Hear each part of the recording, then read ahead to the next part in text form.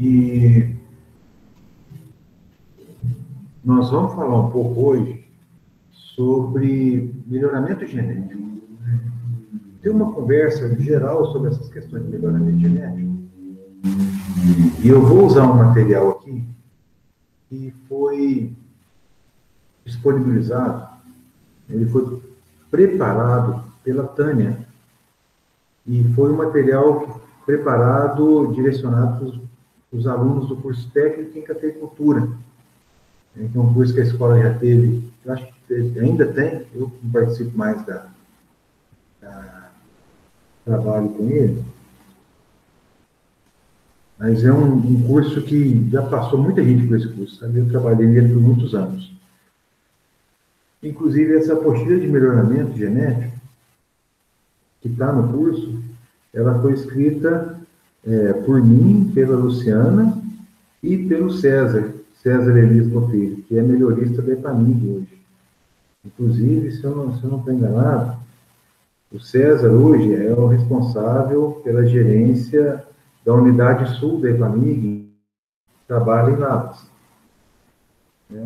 Formou aqui um Zambinho, curso técnico, tudo mais. Então, aí, por um tempo, eu escrevi esse material, eu fiquei, eu acho que 1 ou 2 anos com essa disciplina, e depois a Tânia Mara dos Reis, não sei se vocês conhecem, ela formou em tecnologia da agricultura, fez uma especialização técnica conosco, e depois, se eu não estou enganado, ela formou em agronomia também. A Tânia, ela mora aqui em Cabo Verde, família de produtor de café, e fez um trabalho fantástico nessa disciplina. E ela escreveu a apresentação, ela fez essa aula, e é uma aula que eu uso devido à riqueza de informações. Ela fez um material bastante rico, muito bem ilustrado, muito bem feito, e nós usamos. Então, eu vou continuar usando e vou apresentar parte desse material para vocês. Tá? E vou disponibilizar isso aqui depois lá na plataforma também. Tá? Mas, em linhas gerais, nós vamos conversar sobre melhoramento de café, e ela traz uma pergunta, né? Essa reflexão que ela promoveu, será que essa questão do melhoramento genético, ela é importante? Isso, para vocês que são do curso superior, isso aí é uma pergunta de entendimento muito claro, respostas muito claras, mas o público que recebeu esse material aí, é uma reflexão importante, que são os meninos do curso técnico. Mas para nós isso é muito claro, né? Isso para nós é muito claro. O que se espera com um programa de melhoramento? Então, nós esperamos a obtenção de materiais mais vigorosos, a obtenção de materiais resistentes, o ideal é que seja imune à praga, mas no mínimo tolerantes, materiais que estejam mais adaptados às mudanças climáticas que estão acontecendo, e também, uma coisa que é muito interessante, materiais que são adaptados a situações marginais. Então, nós não estamos falando que a temperatura está subindo, que a chuva está diminuindo, não. Nós estamos querendo aumentar a fronteira. E o aumento da fronteira agrícola, ele vai pelas beiradas, são as áreas marginais. Marginal por quê? Ou temperatura que é muito quente, temperatura que é muito fria, ou é chuva que é mais escassa, ou é chuva que é mais intensa. Então, são situações que demandam de materiais mais adaptados a essas particularidades para que haja uma ampliação da fronteira agrícola. As questões relacionadas a porte, em termos de manejo, no caso aqui ela colocou manejo manual, mas um café porte baixo, dependente se é manejo manual ou mecanizado, ele é vantajoso. E uma questão interessante aí, que é a boa qualidade de bebida, e aí vem uma série de materiais que são, uma série de características que são interessantes em termos de qualidade de bebida, porque nós focamos muito na questão da produtividade, resposta à poda, resistência a pragas e doenças para poder diminuir o impacto de defensivos no meio ambiente e também questão de custo de produção. Então, tudo isso é importante. Vamos ver as perguntas aqui. Tudo isso é importante para como base dessa linha de melhoramento. Tudo é importante, né? Agora, as questões da qualidade também, uniformidade de maturação, o quanto isso é desejável para que se tenha um café de boa qualidade, um produto de boa qualidade. Olha, vamos tomar como exemplo o arara. O arara é uma planta que tem pineira graúda, grande porcentagem, né, pineira 17 dos frutos, pineira 17 acima. Então, isso é uma característica desejável. Também desejável em termos de perfil sensorial. Se é um café que traz notas mais florais, notas mais frutadas, se isso acontece em todos os microambientes, em todas as regiões, ou se isso é uma característica que é pontual, ou seja, há uma influência muito grande do ambiente no material, né? E se esse material é muito influenciável, a interação é muito grande. Então, são situações que o programa de melhoramento ele visa, né? E é muito interessante esse entendimento de todo esse processo, né? De todo esse processo de melhoramento. Hoje, nós vemos, né, nós nos deparamos com uma situação muito, para nós, muito nítida, né? Em especial para nós que estamos na academia, vinculados à questão acadêmica, aos cursos, à pesquisa e tudo mais, para nós é muito claro, né? Quantas instituições hoje fazem parte do programa de melhoramento de café no Brasil? Por exemplo, vão citando instituições que vocês conhecem que estão no programa de melhoramento de café no Brasil. Quem conhece alguma? Epamig, Procafé. Ó, a Sara citou. IAC é uma instituição que desde 1910, no início, né, lá na CDEB de 1920, ela está por dentro desse programa, né? Inclusive, eu digo que o IAC, ele é o carro-chefe disso tudo, né? Pela base genética que hoje ocupa as principais cultivares de café. Diz o BH, Epamig, em Minas Gerais, Fundação Pro Café, que é uma derivação do extinto IBC. Mas quem faz parte do programa de melhoramento de café no Brasil? Mas quais? Tem um tanto, hein, gente? Tem um tanto. O IAPAR, no Paraná, Instituto Agronômico do Paraná.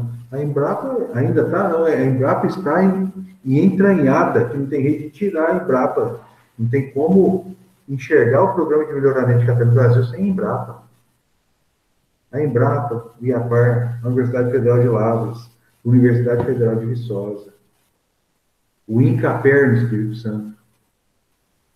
Né? Então, hoje, o programa de melhoramento de café no Brasil, ele é muito consistente e ele é muito rico, né? Muito rico, que eu digo de pessoas capazes de fazer um bom trabalho, né? Esses melhoristas, eles são até engraçado conversar com esses caras, porque o nível técnico, o nível de informação, ele é alto demais, sabe? É um grupo de trabalho muito embasado, é muito interessante mesmo. Inclusive, tem um aluno da agronomia hoje, um ex-aluno da agronomia, que é o Denis, não sei se vocês conhecem o Denis Zagarete, fez agronomia aqui no Zanin. Ele foi para a UFLA, fez mestrado, doutorado, e hoje trabalha com melhoramento. Ele trabalha aqui na Epamig, vamos familiar, ele está aqui nessa rua hoje. Hoje ele trabalha na Epamig, aqui em Lavras, né, com melhoramento genético, com vistas à qualidade do café. É uma questão muito interessante, mas isso é hoje, viu, gente? Isso é hoje. Mas algum tempo atrás, a pesquisa do café, ela acontecia organizada pelo Instituto Brasileiro do Café, e o início, o precursor disso tudo, foi o IAC. O IAC, que a história do IAC fala o seguinte, só pelo nome, Instituto Agronômico do Café, e depois virou Instituto Agronômico de Campinas, com o declínio da cafeicultura no estado de São Paulo. É uma instituição muito, muito, muito focada em café, já há muitos anos, né? Bom, mas toda essa questão do melhoramento genético que nós vemos hoje, ela é assim, um melhoramento científico. E é nesse ponto que eu quero chegar com vocês. Todas essas instituições, elas promovem um trabalho de melhoramento genético, um trabalho de melhoramento científico, com base em pesquisas, com base em metodologias científicas, repetições, verificações estatísticas, avaliação de base genética, toda essa questão de homozigose. Então, tudo isso é um conhecimento científico, em genética, em estatística, em melhoramento, que não acontecia. Isso de alguns anos para cá, com essa, eu quero dizer, com essa rede, tá? Com essa rede. Mas antes, o melhoramento do cafeiro, ele também acontecia de uma maneira mais empírica, né? O melhoramento, ele acontecia de uma maneira mais... Está me faltando o termo. Com conhecimento do homem do campo. O melhoramento, ele passou por uma fase chamada de melhoramento empírico, que ele tinha como base o conhecimento do homem do campo. Quem fazia a seleção das plantas era o homem do campo. Então, é uma informação bastante importante, né? Porque é o que está trazendo esse slide aqui que a Tânia falou para nós, um pouquinho de história. Tá? E eu quero aqui deixar muito claro para vocês a importância dessa história. E olha, a sequência dela é fantástica.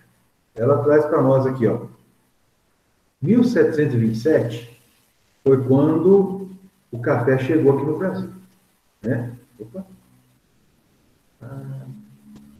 1727 foi quando o café chegou aqui no Brasil. E o café que chegou aqui no Brasil foi o café típica, coffea arábica típica. Ele se chama típica porque foi o material que foi usado para tipificar o café, para descrever a espécie, né? Isso ele foi chamado de coffea arábica típica. Característica desse material: baixíssimo vigor, baixíssima capacidade de produção. Né?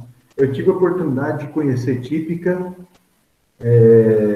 no Haiti. A cafeicultura haitiana, que eu visualizei por 12 dias, na região norte do Haiti, na região serrana. Eu cheguei a caminhar 4, 5 horas para poder chegar no café, porque não tinha estrada, uma situação de guerra civil, de pobreza, não tinha ponte, não tinha nada. Mas é típica, foi onde eu conheci. Nós vamos analisar aqui. O típica chegou aqui no Brasil em 1727. Eu não sei se vocês se lembram da aula de histórico e importância econômica do café. Naquela aula eu falei para vocês, o café chegou aqui no Brasil, onde hoje é Belém, no Pará, em 1727, e em torno de 100 anos, por 100 anos, o café foi sendo transportado, né, pelo litoral do Nordeste até atingir a região do Rio de Janeiro. Vocês lembram disso? Chegou no Rio de Janeiro por volta de 1770, e aí se estabeleceu, e a região serrana do Rio de Janeiro, e onde hoje é a triangulação ali entre Minas Gerais, sul do Espírito Santo e o noroeste do Rio de Janeiro, também se tornou uma região produtiva, por essa região que o café chegou em Minas no primeiro momento, fez com que o Rio de Janeiro se tornasse a primeira grande região de produção de café no Brasil, e o Brasil se tornasse um exportador de café. E em 1830, o que aconteceu? Qual foi o cenário em termos de exportação de café aqui do Brasil? Alguém se lembra dessa aula? O que aconteceu em 1830? Qual foi o título que o café recebeu aqui no Brasil? O título foi de o café ser o principal produto de exportação do Brasil em 1830. Então a gente reflete o seguinte: a cultura chegou em 1727, depois de ter percorrido todo aquele espaço, 1830, o café era o principal produto de exportação do Brasil. E qual é o impacto disso, em termos de balança comercial, de geração de renda? Percebam. 1727 e 1830. Agora, olha essa data aqui, 1859. Em 1830, o café já impactava o PIB, em termos de exportação. Em 1859, o governo brasileiro determinou uma equipe de representantes, e esses caras foram lá na região de origem do café. Lembra que eu mostrei para vocês aquelas 3 fotos? Falando da região de origem do Arábica, naquela triangulação de Sudão, Quênia e Etiópia, a região de origem do Canéfora, entre Guiné e Congo, mais a leste, na região litorânea da costa africana. E eu mostrei uma terceira foto da Ilha de Reunião, que fica mais a sudoeste do Quênia, perto da ilha de Madagascar. Ali é a região da ilha, lá é a Ilha de Reunião. E essa Ilha de Reunião, ela foi visitada por essa equipe, por essa expedição de brasileiros, e lá os caras foram lá e falaram assim: eu quero o melhor material que vocês têm. E conseguiram o Bourbon vermelho. Trouxeram de lá o Bourbon vermelho. Então, percebam, o que hoje muito se fala em Bourbon, tem muita gente que está falando, não, café Bourbon, qualidade, não sei o quê. É um café que foi buscado na Ilha de Reunião por conta da intenção de fortalecimento da cafeicultura, e chegou aqui no Brasil em 1859. Nós estamos em 2020, né? Não que isso represente muita coisa, mas vejam bem, tem gente que luta com Bourbon até hoje, né? É uma coisa engraçada isso. Tem gente que luta com Bourbon até hoje. E esse material veio de lá para cá, e o impacto desse Bourbon ele foi bastante interessante. Nós vamos falar daqui a pouco sobre isso. Tá? Mas eu só quero que vocês guardem que por uma iniciativa do governo, uma expedição foi criada para poder buscar esse Bourbon, buscar um bom café na região de origem, e trouxeram o Bourbon em 1859, que foi a introdução dele aqui no Brasil. Buscaram lá e trouxeram. E essa situação ela deu muito certo, porque o Bourbon, por pior que seja, em termos de vigor, ele é um material melhor que típica, que é realmente muito fraco, muito fraco, material de baixo vigor, baixa capacidade de produção. E o Bourbon deu certo.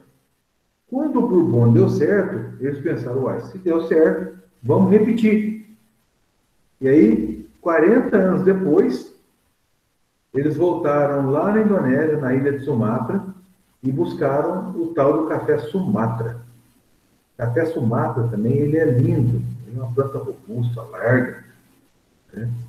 E os cafeicultores mais antigos até já ouviram falar, né, dos causos do café Sumatra, e a maior parte deles, né, não conhece por Sumatra, conhece por Chimate, café Chimate.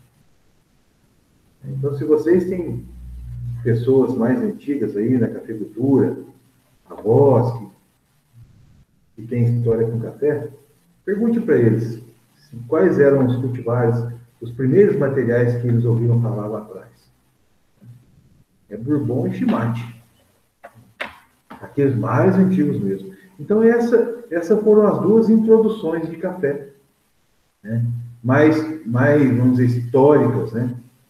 E isso fez com que a cafeicultura brasileira tivesse um ganho muito grande. Eu quero que vocês entendam uma questão muito importante. O Típica veio trazido, o Bourbon veio trazido e o Sumatra também foi um material trazido de fora das regiões de origem, tá? Com diferença aqui de 40 anos. Bom, só para vocês entenderem, uma questão interessante, Típica, aí fizeram um trabalho aqui, que foi publicado em um livro chamado Cultivares de Café. Eu acho que eu tenho esse livro em PDF. Está publicado em 2008, e ele é um livro que foi editado pelo Carlos Henrique Siqueira de Carvalho. Carlos Henrique Siqueira de Carvalho é um pesquisador da Embrapa Café, fica lotado aqui na Fundação Pro Café, foi meu orientador por 1 ano e meio. O tempo que eu trabalhei na Fundação Pro Café foi vinculado ao Carlos Henrique, né, e ele desenvolvia 2 linhas de trabalho. Uma linha relacionada a depauperamento precoce e direcionamento de materiais mais rigorosos para a safra zero, e a outra linha dele é a linha de clonagem biogênese somática. Nós vamos conversar daqui a pouco. Mas só vou falar que esse livro aqui é o dele. Eu vou tentar achar esse livro e colocar também na plataforma. Só para vocês terem uma referência do trabalho que ele publicou, o material Típica, uma produção de 562 quilos por hectare, dá em torno de 9 sacas. E ele foi usado como base, então 100%. O Bourbon, vermelho, 19 sacas, um crescimento de 210%. O Sumatra, 15 sacas, um crescimento de 161%. Tá? Só para vocês terem uma ideia desses 2 materiais, o ganho que a cafeicultura teve de sair de 9 sacas por hectare para 19 sacas por hectare e 15 sacas por hectare. Tá? Daqui a um bocado nós vamos chegar nesse material aqui de novo.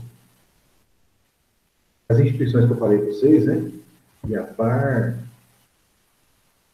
o que a Sara falou, o INCAPER, o Espírito Santo, EPAMIG, em Minas, que são instituições estaduais, a UFA, o FV, o IAC, tudo mais. Até aqui, alguém tem alguma pergunta? Podemos continuar?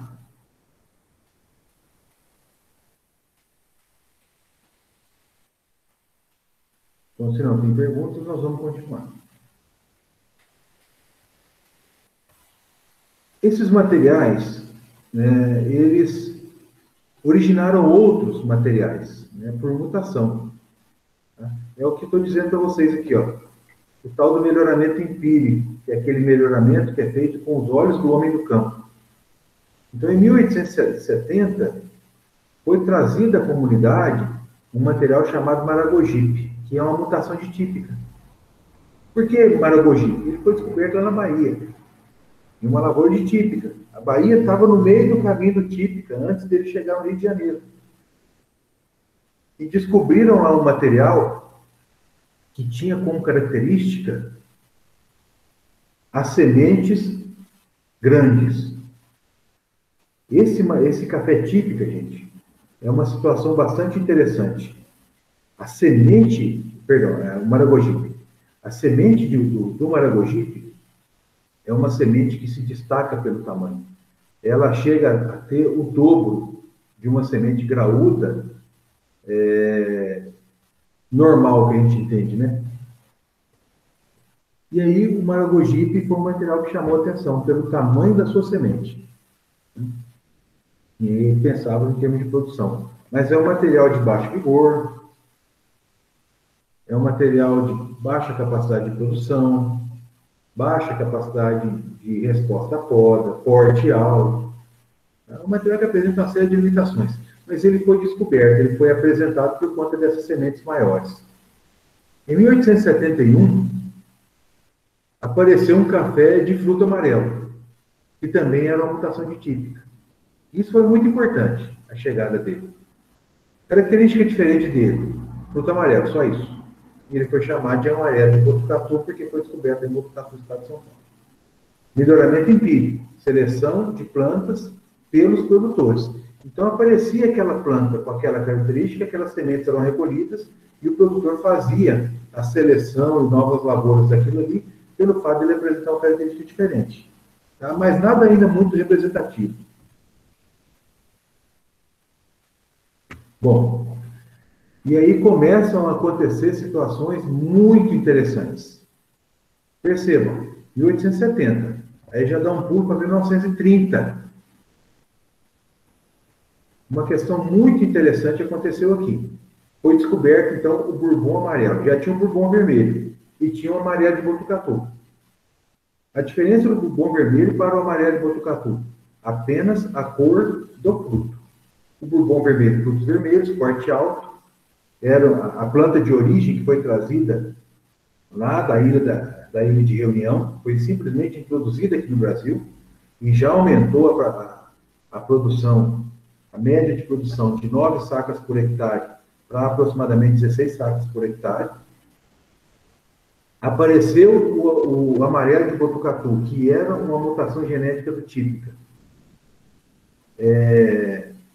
que também chamou atenção. E aí os produtores selecionavam plantas e plantavam novos talhões, novas áreas desse material. E aí percebam, já começou, aí nesse momento, agora, nesse slide, já entra um termo que até o momento eu não tinha falado para vocês, que é o tal da hibridação natural, que é a fecundação cruzada. Fecundação cruzada. Vamos voltar lá na aula de morfologia.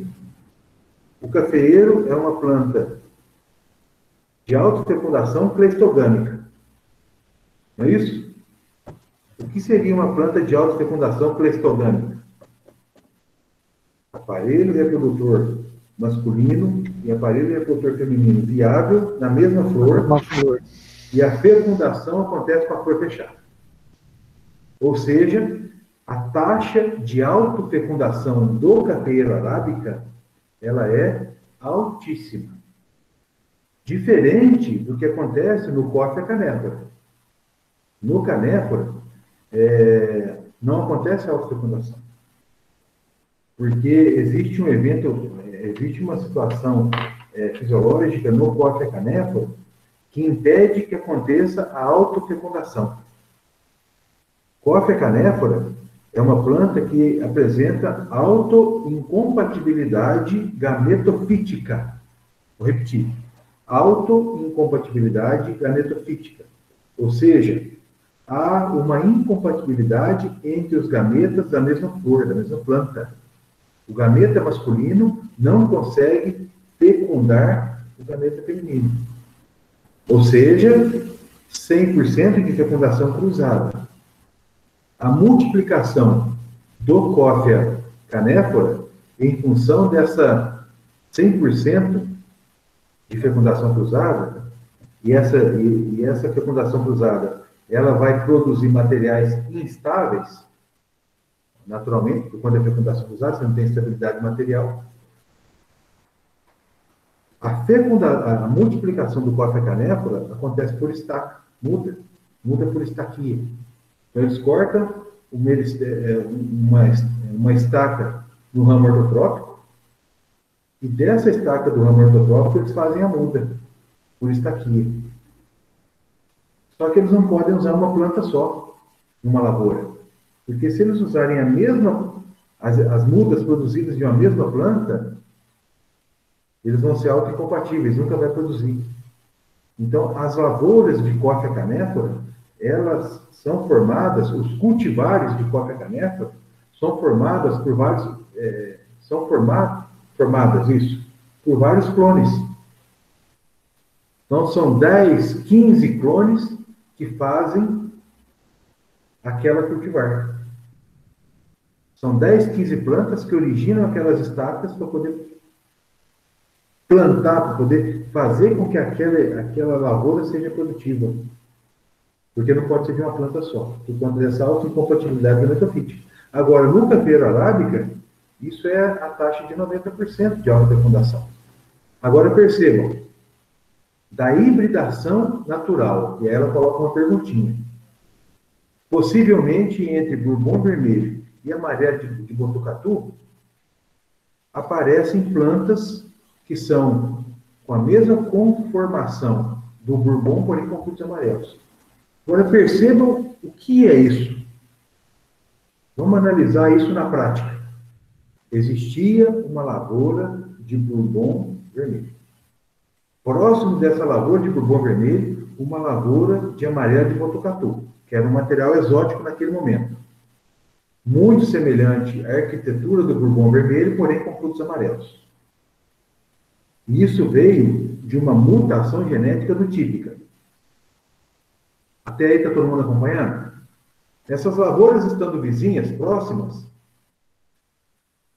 vamos entender qual é a realidade dessas lavouras. Qual material para vocês era mais produtivo? O bourbon vermelho ou o amarelo de botucatu?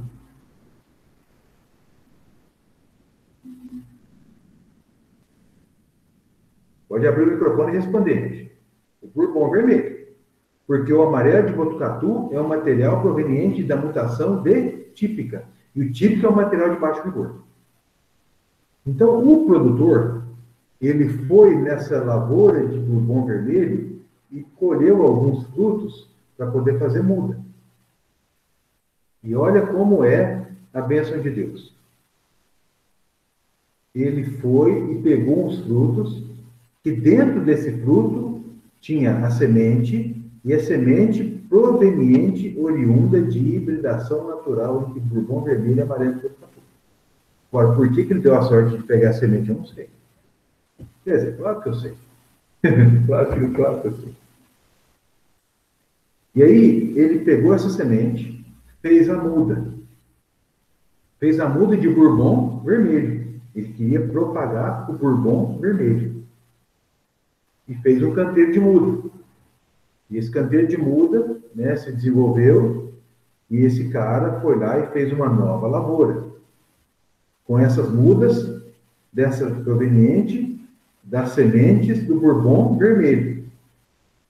E aí ele foi lá e pegou das melhores plantas de bourbon vermelho as sementes. Que é a base do melhoramento empírico, conhecimento prático. Nessa lavoura que ele plantou, essa nova lavoura que ele plantou, que seria 100% de bourbon vermelho, começaram a aparecer plantas semelhantes a bourbon em termos de crescimento, porém com frutos amarelos. E aí eles foram lá e selecionaram esses frutos amarelos. E essa lavoura ficou sendo chamada, esse cultivar que foi selecionado, essas plantas que produziam frutos amarelos, filhos de bourbon, foi chamado de bourbon amarelo, por volta de 1930. Características do bourbon amarelo: porte alto, vigor baixo, frutos amarelos, e aí ela diz, um pouco mais produtivo do que o bourbon vermelho. E hoje, nós entendemos que o bourbon amarelo é uma cultivar mais aceita entre os bourbons, quando a gente compara com os bourbons vermelhos. Não é isso que a gente vê na prática? Hoje, pouco se fala em bourbon vermelho. E quando se fala em qualidade, fala em bourbon amarelo. Até aí, todo mundo acompanhou, gente? Todos acompanharam? Tudo certo? Bom, nesse meio tempo aí, então, Sara, cientificamente não há nada que prove que os cafés, que os frutos amarelos produzem grãos com bebida de melhor qualidade. Mas na prática a gente vê uma diferença grande em termos de perfil. Os frutos, os amarelos, eles apresentam um perfil mais floral. uma acidez mais elevada, né? Notas mais claras de caramelo, mel, melaço. Tá? Isso aí tem um destaque sensorial, sabe? Bom, inclusive a Epamig já está fazendo esse tipo de levantamento já tem uns 2 anos. Quais são os finalistas de concurso?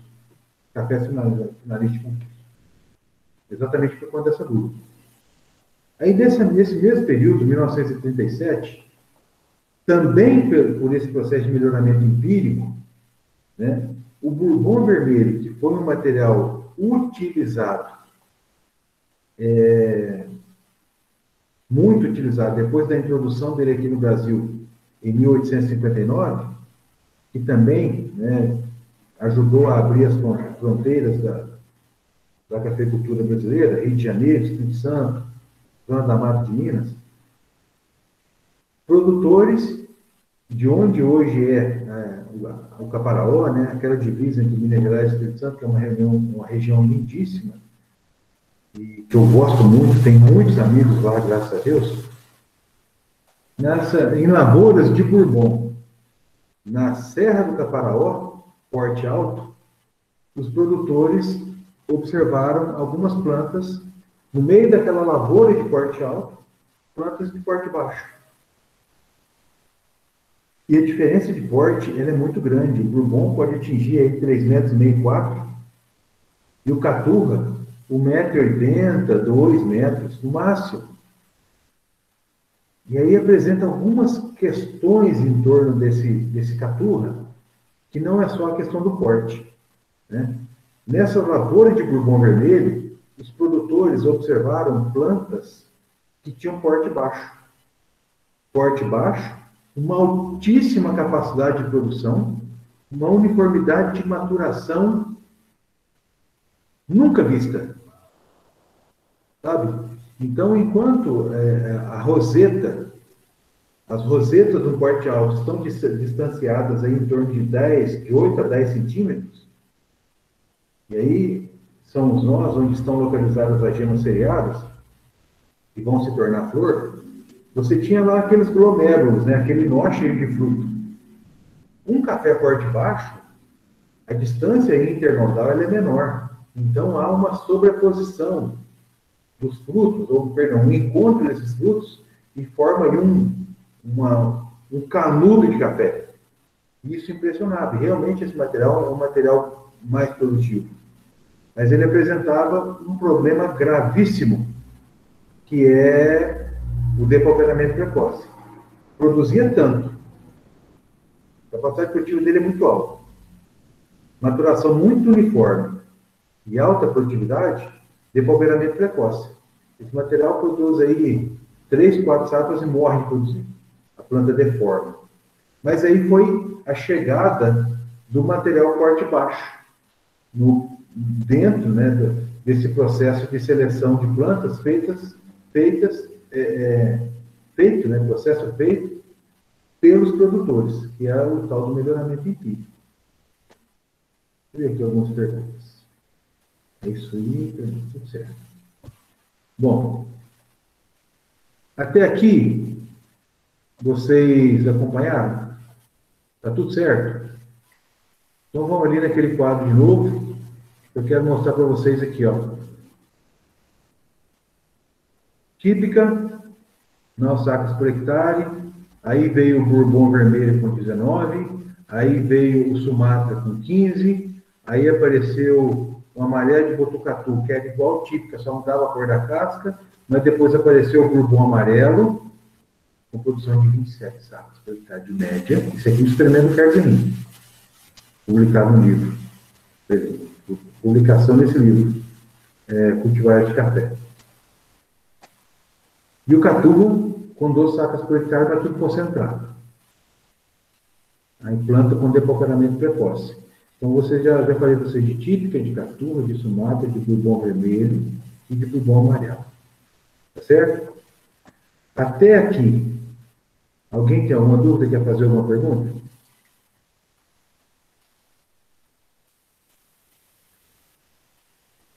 Se vocês não têm perguntas, eu vou contar para vocês a história agora do Tardo Mundo Novo. E essa história ela é fantástica. Ela é muito, muito, muito interessante. A chegada do Mundo Novo e a chegada do Catuai no cenário das cultivares de café aqui no Brasil. É uma questão muito, muito, muito interessante.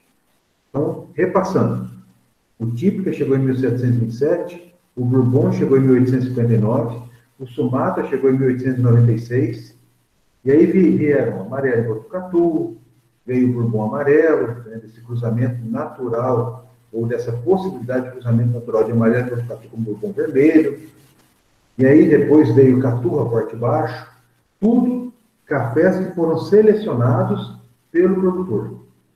Tudo essa parte de melhoramento empírico. E aí eu quero contar para vocês a história do Catuai e do Mundo Novo. Hoje, em torno de 80% do plantel cafeeiro brasileiro é Catuai e Mundo Novo.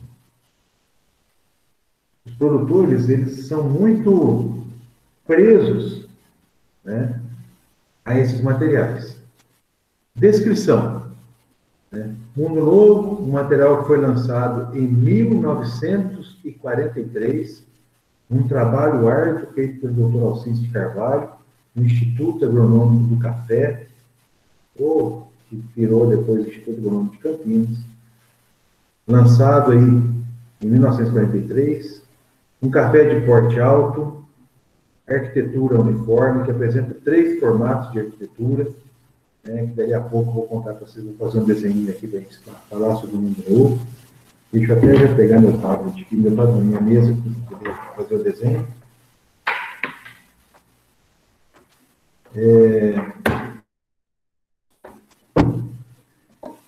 Uma planta rústica, uma planta vigorosa e também uma planta bastante produtiva. E esse material, ele veio de uma hibridação natural. Vamos voltar lá ao entendimento do que é hibridação natural. Existia uma lavoura de Sumatra, ao lado dessa lavoura de Sumatra existia uma lavoura de Bourbon. Essa lavoura, ou essas 2 lavouras, elas existiam em uma propriedade localizada no município chamado Mundo Novo.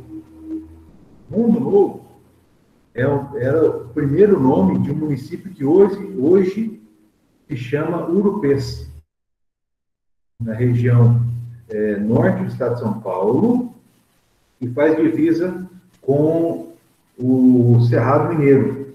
Fica para baixo do nariz de Minas Gerais, ali, perto ali de São José do Rio Preto. Região muito forte em pecuária e tudo mais, mas que foi, assim, uma das frentes maiores do desenvolvimento da cafeicultura do estado de São Paulo. Então, nessa propriedade, existia uma lavoura de Sumatra, uma lavoura de Bourbon, e o material, né, esses materiais foram trazidos por volta de 1859 e 1896, os produtores plantaram isso. Região de planta e expansão da cafeicultura, falei para vocês na primeira aula. Plantavam os 2 materiais. Região e eu falei para falam vocês também. Zé, Fala. é a região que eles falam que é a Alto Mogiana? Não, a Alta Mogiana é aqui perto. É mais perto. Ah. A Alta Mogiana, ela é aqui. Lá na primeira nota de aula, BH, ela tem lá o mapa da BSA, que tem a marcação do que é essa Alta Mogiana. Tá? Tem lá no mapa a marcação, inclusive o pessoal da Alta Mogiana tem trabalhado com uma... É o norte do estado de São Paulo, sul de Minas, Ribeirão Preto, Franca, Isso, aquele miolo ali. Pra cá. Isso, aquele miolo ali. Então, existe hoje um trabalho de denominação de origem lá na Alta Mogiana. Tá? Não é essa região de Urupês, Mundo Novo, São José do Rio Preto lá em cima, não. Essa região lá em cima hoje é pecuária de corte. Bom, e aí nessa região existia essa lavoura com Sumatra e Bourbon plantado. O Bourbon, um material melhor do que a Sumatra, vocês viram pela tabela de produtividade. E o produtor tirou semente para plantar bourbon. Foi lá na lavoura de bourbon, colheu os frutos das melhores plantas e fez muda com essas sementes, para poder abrir uma lavoura de bourbon.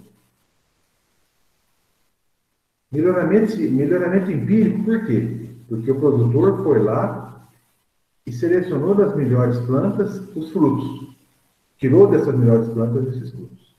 E fez lá o seu viveirinho, fez as mudas e abriu uma lavoura de bourbon. Nessa lavoura de bourbon, começaram, né, a surgir plantas. Ele percebeu plantas porte alto, mas que apresentavam um comportamento de vigor superior ao bourbon. Plantas que desenfolhavam menos e produziam mais. Tá? E essas plantas muito diferentes do bourbon vermelho, visualmente diferentes.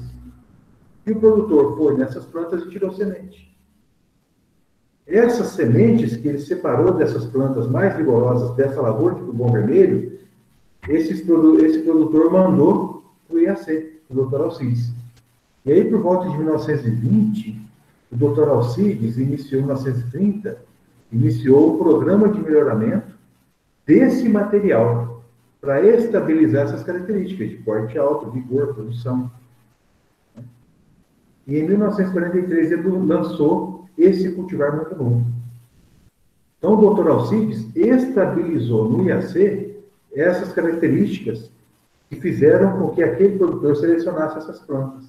E esse cultivar foi chamado então de Mundo Novo, em homenagem ao município onde foi descoberto. Agora percebam a importância do papel do produtor na seleção dessas plantas e, o que é mais importante, em 10% de fecundação cruzada, o produtor achou essa semente.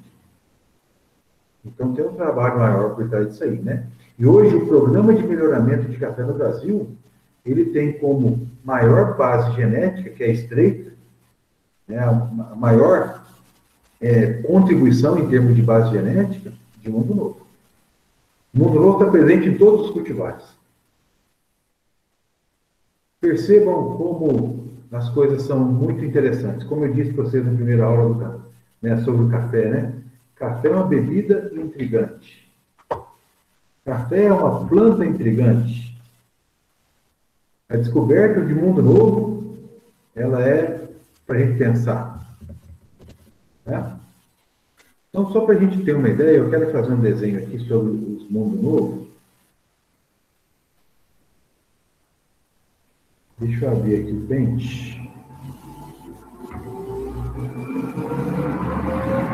Ô Zé, enquanto você vai abrindo aí, nessa época, o porte alto ainda era associada a uma melhor produção, uma maior produção, ou já tinha quebrado essa... Na realidade, não existia porte baixo, sabe? Só o caturra. Só o caturra. Ah, tá. Mas o caturra era um material diferente, era uma mutação, era uma exceção. Entendi. A cafeicultura, nesse momento, era Bourbon e Sumatra. O amarelo de Botucatu era uma exceção, o caturra era uma exceção, o maragogipe era uma exceção, mutação típica para frutos grandes, o amarelo de Botucatu, mutação típica para frutos amarelos, mas tudo típica. O Sumatra, baixa capacidade de produção, concentração de produção, mas baixo vigor, filho de Bourbon. Então, naquele momento, o cenário da cafeicultura, os cultivares disponíveis, giravam em torno de Bourbon vermelho e Sumatra. Entendeu? Entendi. Obrigada. Imagina. Deixa eu ver aqui o que eu quero. E aqui. Eu tenho que me organizar as telas aqui para que eu possa fazer um trabalho com vocês direitinho, não ficar olhando para um lado e fazendo para o outro.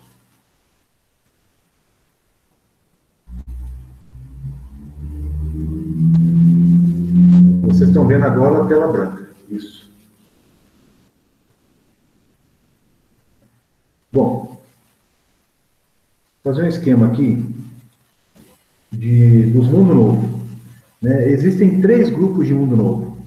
Existe um mundo novo da série dos 300. Deixa eu achar aqui. Porcaria.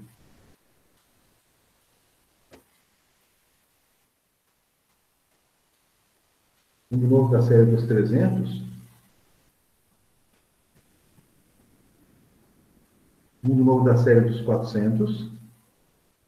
E mundo novo da série dos 500. O mundo novo 300, ele apresenta esse formato aqui, ó. Ou feiura. Esse formato aqui, ele é mais...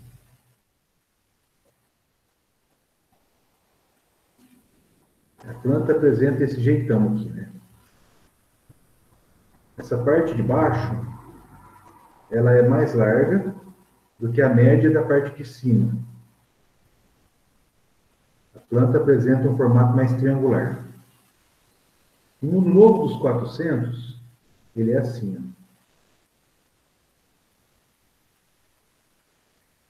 Então você tem aqui o ortotrópico, você tem um jeitão mais ou menos semelhante entre a parte de cima e a parte de baixo. O mundo novo da série 500, ele é um trem bojudo assim, ó, achatado. Opa! Errado aqui o desenho. É assim, ó.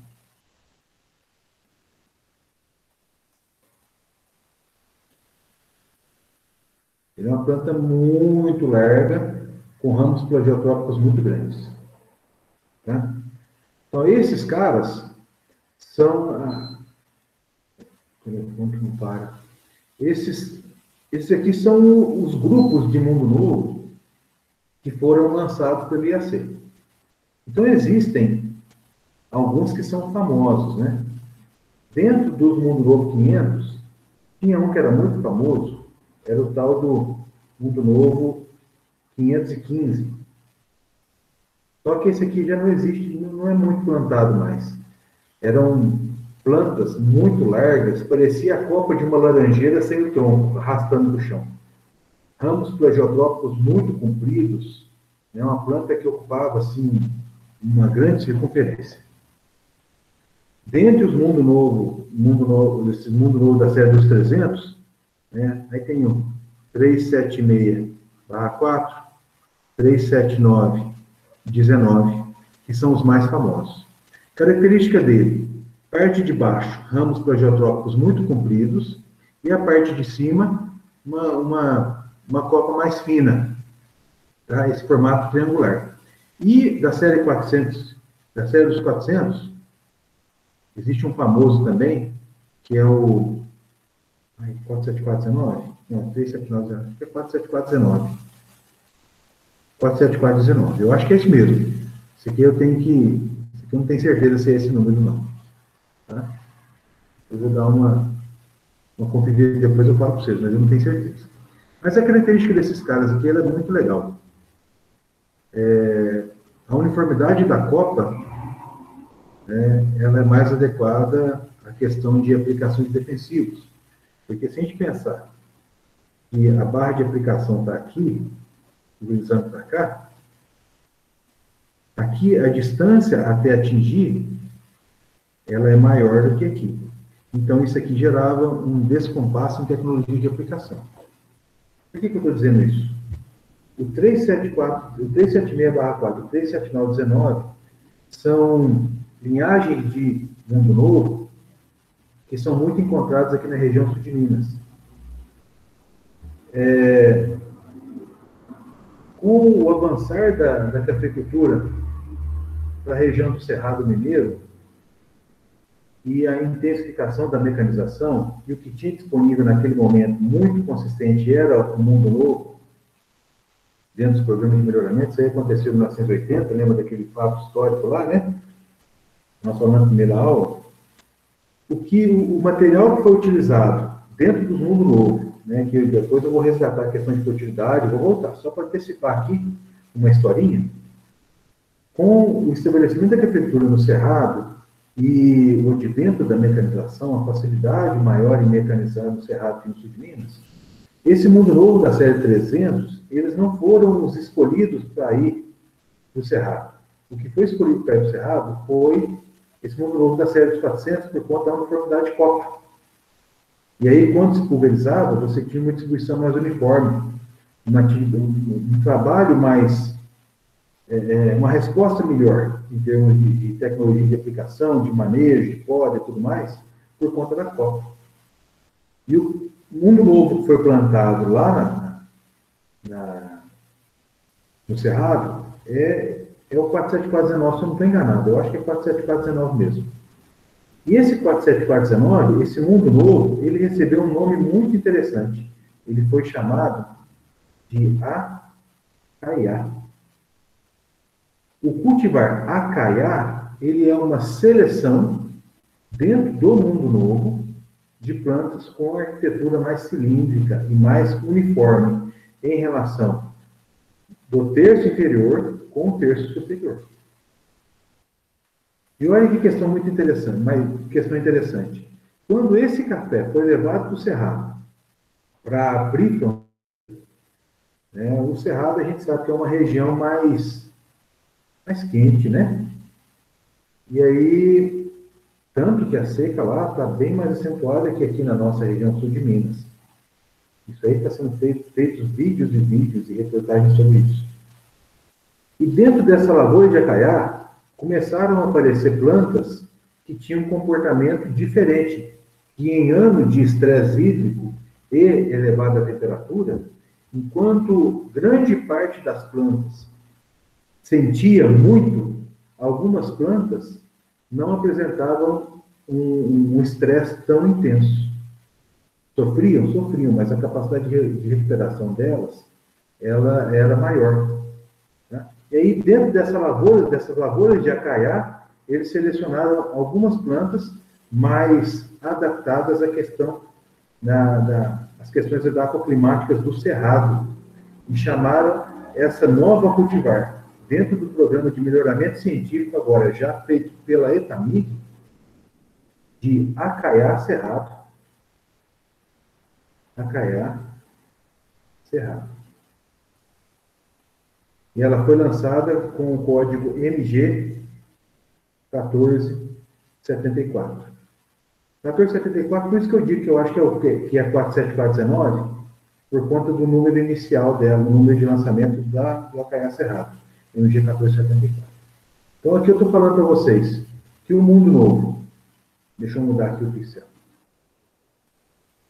que o mundo novo é 300, 400 e 500, que o 300, mundo novo da série dos 300, em especial 376/4, 37919, são os cultivares que mais hoje são encontrados aqui na região sul de Minas, que do Acaiá série 400, de copa cilíndrica e mais uniforme, o 474 se destacou e foi levado para o Cerrado, foi chamado de Acaiá, e foi levado para o Cerrado, e desse Cerrado, dessa lavoura de Acaiá, foi selecionado o Acaiá Cerrado pela EPAMIG, chamado de Acaiá 1474, e também, do mesmo jeito que existiam os 300, os 400, existiam os 500, de copa mais cilíndrica e baixa, que o representante maior é o mundo novo 515, mas que hoje é difícil de ser encontrado, por questão de arranjo espacial e tamanho de planta. E aí falei dos mundo novo, do Acaiá e do Acaiá Cerrado. Alguma pergunta até aqui? Se não tem perguntas, nós voltamos aqui à tela inicial do slide da Tânia. Tudo certo, gente? Sem dúvidas. Então, observe. Opa.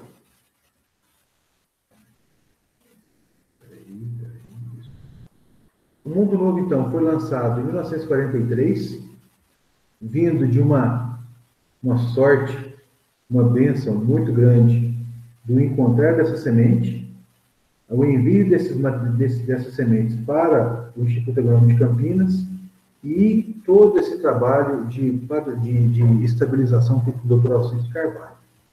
Bom, uma planta rústica, rústica. Guardem isso. Porte alto, rústica, vigorosa e produtiva. E o Acaiá, que é uma seleção de Mundo Novo que eu contei a história para vocês. Esse trabalho do Dr. Alcides, ele não foi só feito em torno do Mundo Novo. Ele foi feito também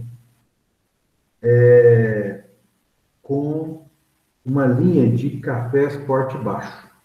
E aí já entra um outro termo que eu quero mostrar para vocês. Porque aqui, ó, hibridação natural para Mundo Novo. No caso do Catuai, foi um trabalho de hibridação artificial. O que eles pensaram? Eles pensaram o seguinte: nós temos um café porte alto, Mundo Novo, que é realmente muito alto, vigoroso, produtivo, planta rústica, que dificulta o trabalho pela sua altura, em especial a região de montanha. E também já havia sido descoberto um caturra, né, que é um material porte baixo, que veio da mutação do Bourbon. Então, esse material, no caso aqui ela fala do caturra amarelo, ele foi utilizado como doador dessa característica de porte baixo. Então, o que o programa de melhoramento que resultou no lançamento do Catuai em 1949 pelo IAC, o que esse programa de melhoramento buscou? Ele buscou o vigor e a produção do Mundo Novo com o porte do caturra. E ele buscou também a redução desse depauperamento precoce, dessa situação do caturra de se deformar em situações em anos de alta produção. E eles conseguiram, com isso, alcançar um material de porte baixo, que no caso é o Catuai, um material de porte baixo, um material vigoroso e um material produtivo. Tá? E aí, por volta, na década de 40, a cafeicultura brasileira foi presenteada por um trabalho que tinha como base melhoramento empírico, que é o conhecimento do produtor na seleção de plantas ao longo de todos esses anos pós-chegada de Bourbon e de Sumatra, com as mutações do típico, percebam isso. Então, todo esse trabalho de melhoramento empírico, atrelado à finalização, né, à estabilização dessas características no Mundo Novo e no Catuai, pelo Dr. Alcides, do IAC. E a cafeicultura foi presenteada na década de 40.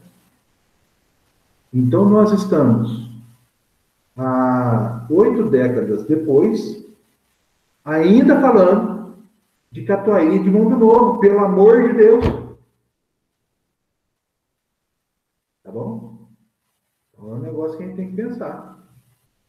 Que cafeicultura que nós queremos criar agora?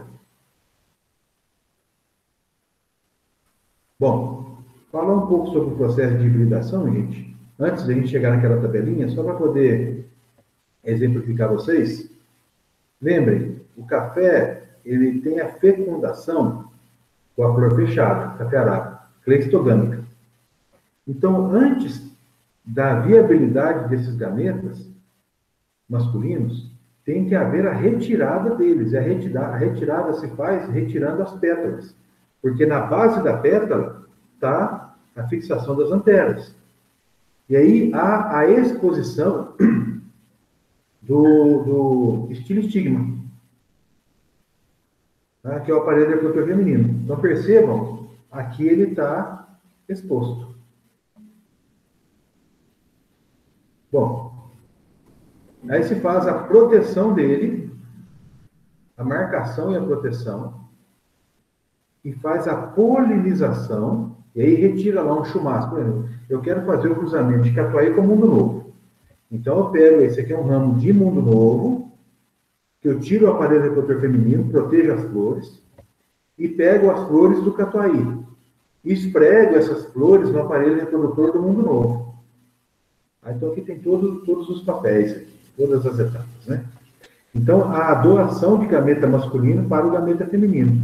Depois que isso acontece é feita a proteção dessas flores fecundadas.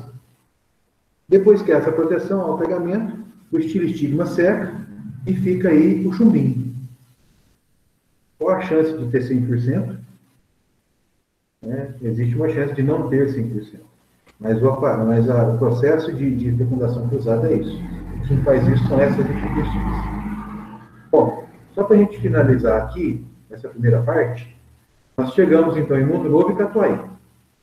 Percebam, típica com 9, aí veio o Bourbon com 19, o Sumatra com 15, o Bourbon amarelo com 27, aí apareceu o Catuva com 12, e aí sim, veio o Mundo Novo. O ganho de produtividade é em torno de 400%. Média de 37 sacas por hectare.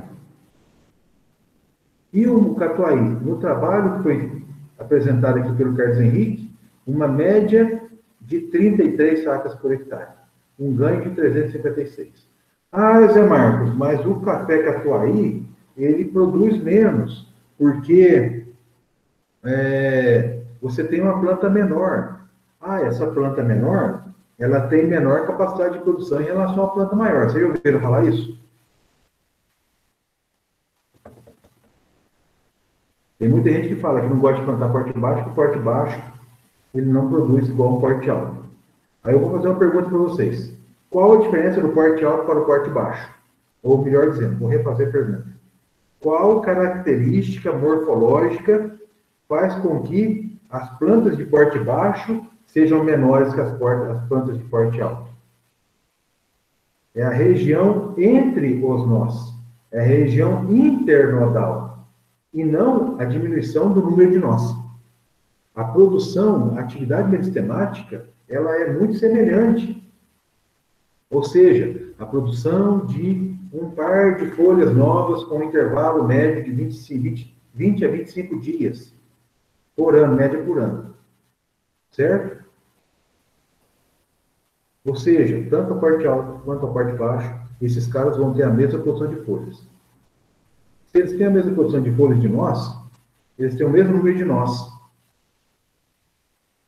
Se as gemas estão nos nós, a capacidade produtiva é mantida, porque as gemas seriadas são produzidas, são mantidas. A diferença de porte alto e porte baixo, ela está na distância entre os nós. E entre os nós não tem gemas. Então, essa distância internodal entre os nós, que diferencia o porte alto e porte baixo, não reflete em diminuição de capacidade produtiva.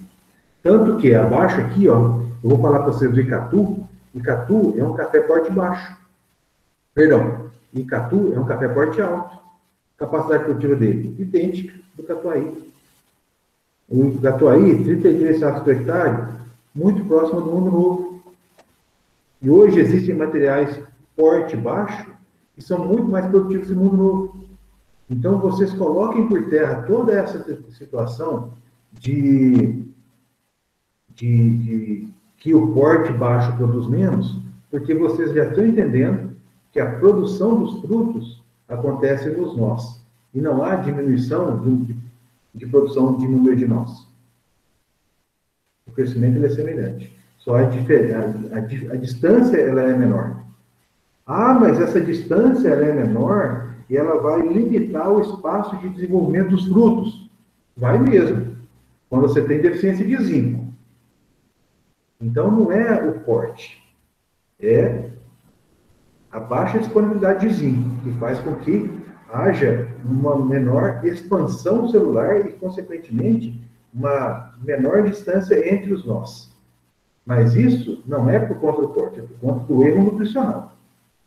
Então, coloquem por terra que cafés porte baixo produzem menos que porte alto, que não, isso não é fato.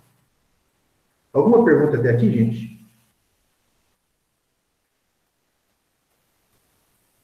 Se não tem perguntas, muito bem. Se não tem perguntas, eu vou encerrar a gravação agora. E nós retornamos hoje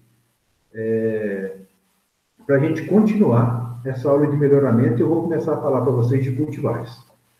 Tudo bem? Eu vou interromper a gravação aqui.